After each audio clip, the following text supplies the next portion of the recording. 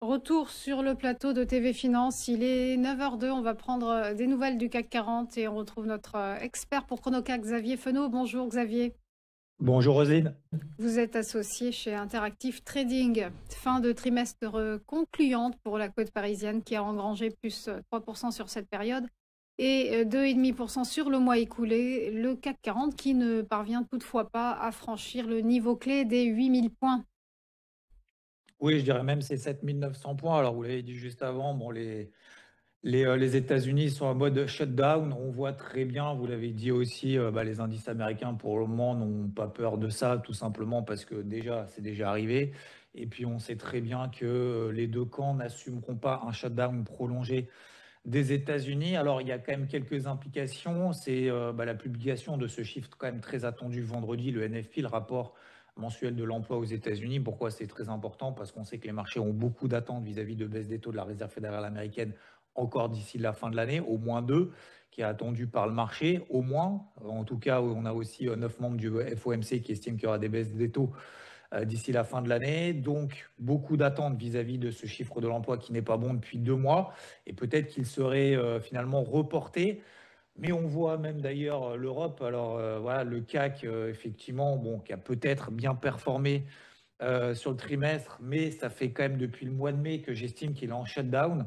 C'est qu'on voit que finalement, 7700, 7900 points, c'est un range vraiment hyper étroit. Alors, de temps en temps, voilà, on essaye de sortir par le haut, par le bas. En fait, on n'y arrive pas du tout. Donc, on est toujours en fait complètement coincé. Contrairement d'ailleurs au marché américain qui, eux, sont sur des records historiques, même si on a quand même quelques risques effectivement de volatilité au cours de ces prochaines heures et de ces prochains jours si le shutdown venait à perdurer. Donc aujourd'hui, le marché n'est pas vraiment inquiet. Alors encore moins en Europe, hein, complètement hermétique à ça. On a le CAC effectivement ce matin qui est en train de tester les 7900 points, petite hausse, plus 0,07%.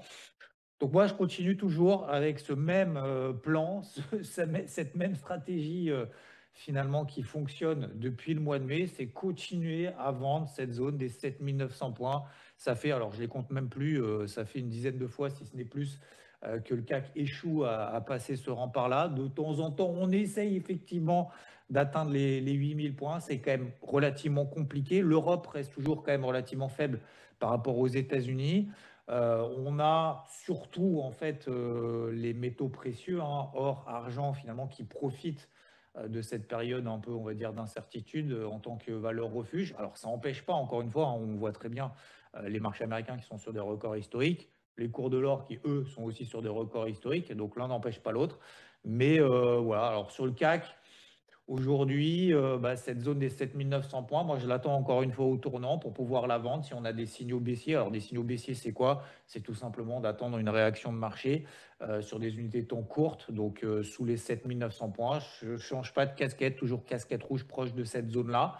Ça fonctionne depuis le mois de mai, donc je continue jusqu'à ce que ça ne fonctionne plus. Vaut mieux privilégier les achats plutôt sur des replis sur les 7700 points. Alors moi, je ne l'avais pas fait étant donné le contexte politique en France, mais pour autant, ça a fonctionné. Bravo aux acheteurs sur ces zones-là. Donc voilà, 7900 points. Malgré cette petite hausse qu'on a vraiment très légère ce matin, en tout cas à l'ouverture, je continue à vendre cette zone-là. Sous 7820 points, j'accélérerai le mouvement. Probablement retour sur 7007, 7500 points ensuite.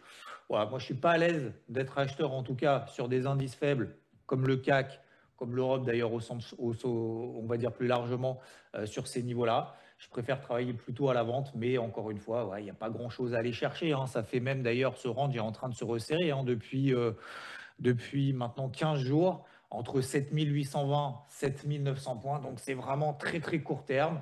Donc voilà, il n'y a que ça à faire. Ça peut être considéré un peu comme du bricolage, mais encore une fois, les écarts vraiment sont vraiment de plus en plus faibles. Donc voilà, 7900 points, malgré cette petite hausse qu'on a ce matin, je continue plutôt à travailler à la vente. Et si on commence à s'installer au-dessus des 7920 points, 8000 points, eh ben, je changerai d'avis, mais pour le moment, ce n'est pas le cas. Le CAC qui n'en finit donc pas de latéraliser. Merci beaucoup Xavier Fenot pour votre analyse. Belle journée à vous. À suivre les valeurs du jour, ce seront les Market Movers de James Twatty. À tout de suite.